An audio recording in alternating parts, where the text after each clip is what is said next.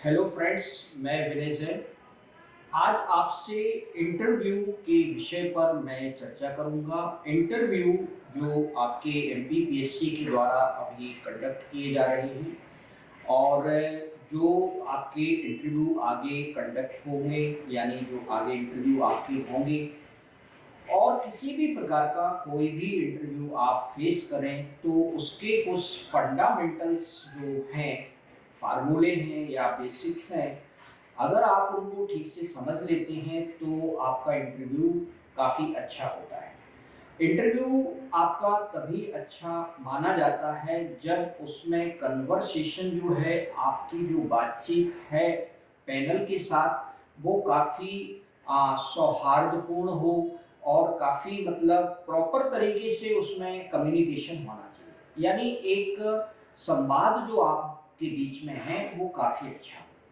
तो सबसे पहले बात आती है कि इंटरव्यू में जो सबसे बड़ी बात होती है वो ये होती है कि इंटरव्यू आपका जो होता है, खास तौर से अगर मैं सिविल सर्विसेज की बात कहूँ तो ये 15 से 20 मिनट का ही होता है।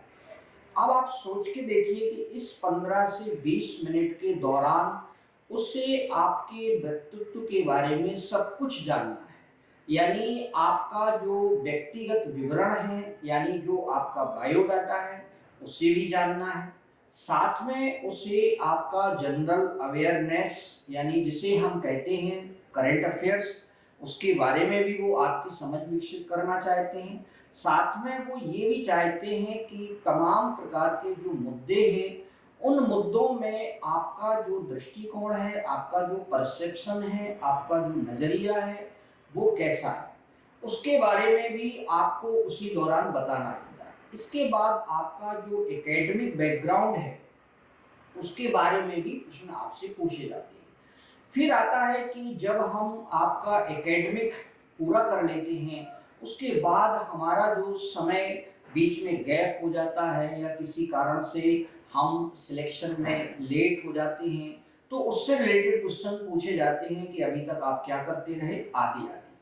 इस प्रकार से अपन देखें कि ये सारे जो आपके विषय हैं, इन सारे विषयों को इसमें आपसे पूछा जाता है।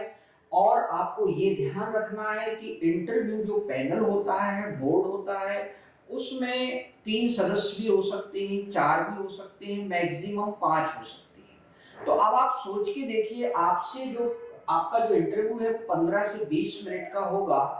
इसमें उन्हें प्रश्न भी पूछना है, आपको प्रश्न का उत्तर भी बताना है, साथ में आपसे काउंटर क्वेश्चन भी पूछे जाते हैं। तो अगर हम मोटा मोटी तौर पर माने कि ये जो मेंबर हैं आपसे ये करीब 20 से 25 क्वेश्चन पूछ सकती है, यानी जो अलग अलग आपके एक्सपर्ट हैं, साथ में पैनल के जो चेयरमैन सर हैं, वो ये सभी अगर 5-5 क्वेश्चन भी पूछते हैं तो आप मान के चलिए कि प्रश्नों की संख्या आपकी 20 के लगभग हो जाती है। और आपके पास अवेलेबल टाइम मोटा मोटी मान लेते हैं कि 18 से 20 मिनट है। इसका मतलब ये हुआ सरल भाषा में कि आपको जो अपना जवाब देना है वो 1 मिनट के अंदर कंप्लीट करना है, क्योंकि इस दौरान आपको सोचना भी है और आपको अपने उत्तर को एक तरह से उचित तरीके से वहां पे बताना भी है। उचित तरीके से मतलब है कि एक सिविलाइज्ड मैनर में बताना है, एक भद्रता के साथ बताना है, ताकि उसमें कोई ऐसा आप ना बोले जिससे अटपटा लगे बोर्ड को, तो आपका इंटरव्यू काफ़ी खराब हो जाएगा। तो इस बात का भी हमें विशेष ध्यान रखना होता है। तो यहाँ पर मैं आपको जो गणित बता रहा हूँ कि 15 से 20 मिनट आपका इंटरव्यू चलता है। 3 से 4 सदस्य पैनल में आपके होते हैं। प्रत्येक सदस्य 5 से 6 क्वेश्चन आपसे पूछ सकता है। ये प्रश्न कहीं ज़्यादा हो सकते हैं, कहीं कम हो सकते हैं, लेकिन एक संतुलन अगर अपन बना के चलते हैं तो काफ़ी अच्छा होता है। फिर आता है कि हर एक प्रश्न का जवाब आपको अपना 1 मिनट के अंदर करना है। कई बार तो प्रश्न ऐसे भी पूछे जाते हैं कि जिसमें आपको हाँ या ना में ही जवाब देना रहता है, वहाँ आपको ज़्यादा बताने की आवश्यकता नहीं होती है। कई बार ऐसा भी होता है कि आप जवाब बॉडी लैंग्वेज से ही दे देते हैं, अपने फेशियल एक्सप्रेशन से, हाव भाव से प्रकट कर देते हैं, तो भी वो आपका जवाब हो जाता है। अब दूसरी बात ये आती है कि आप जो भी इंटरव्यू पैनल को आप बता रहे हैं, आप उनको जो भी चीज़ें स्पष्ट कर रहे हैं, उसमें आपको एक विशेष ध्यान ये रखना पड़ता है कि आपका जो उत्तर होना चाहिए वो संक्षिप्त होना चाहिए। दूसरी बात, उत्तर आपका सटीक होना चाहिए। तीसरी बात मैं यहाँ पे बता दूं कि कई बार अभ्यर्थी ऐसा होता है कि सोचने लग जाते हैं, जैसे अगर उनसे कोई प्रश्न पूछा गया तो वो वहीं पे सोचने लग जाते हैं। तो आपको यहाँ ये ध्यान रखना है कि आपको अगर वो उत्तर आ रहा है तो आपको बताना चाहिए, और अगर आपको उत्तर नहीं आ रहा है तो आपको विनम्रता से वहां पर मना करना भी आना चाहिए। कई बार ऐसा होता है कि हम बताते बताते बीच में ही लौट आते हैं, तो ये आपका कम्युनिकेशन जो है ये प्रॉपर नहीं होता। आपका उनके साथ जो बातचीत हो रही है वो बातचीत यहाँ पर थोड़ी सी अच्छा वहाँ पे महसूस नहीं होता है, आप इंटरव्यू बोर्ड को प्रभावित नहीं कर पाते हैं।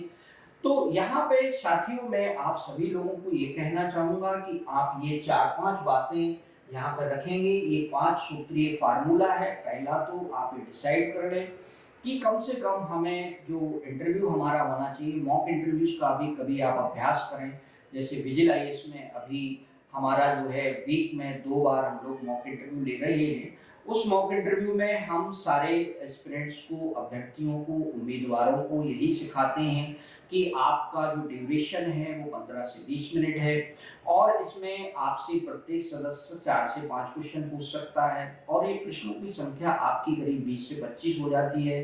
तो आपको ये विशेष ध्यान रखना है कि आप अपने उत्तर को बहुत संक्षिप्त रखेंगे और बहुत प्रभावशाली तरीके से रखने का प्रयास करेंगे। अब अगली बात ये आती है कि ऐसा करने के लिए आपके लिए बहुत अधिक प्रैक्टिस की जरूरत होती है ना? अगर आप बहुत अधिक प्रैक्टिस नहीं करते हैं बोलने का और उसको बताने का, तो आपके दिमाग में चीज़ें आपके दिमाग में ही रहती हैं, आप उसको बोलने के स्तर पर नहीं ला पाते हैं, आप उसको कम्युनिकेशन की लेवल पर नहीं ला पाते हैं। तो यहाँ फ्रेंड्स हम ये कहेंगे कि आपका जो भी आगे इंटरव्यू होने वाले हैं, एमपीपीएससी 2019 के या एमपीपीएससी 2020 का या एमपीपीएससी के द्वारा आयोजित जो अन्य परीक्षाएं हैं उनके जो इंटरव्यू होने वाले हैं, उन सभी के लिए अगर ये आप 5 बातें ध्यान में रखते हैं तो आप निश्चित मानिए कि आपका इंटरव्यू काफ़ी अच्छा होगा। और इंटरव्यूअर्स के लिए हमारी तरफ से, विजिल आईएएस परिवार की तरफ से बहुत बहुत शुभकामनाएं। Thank you so much.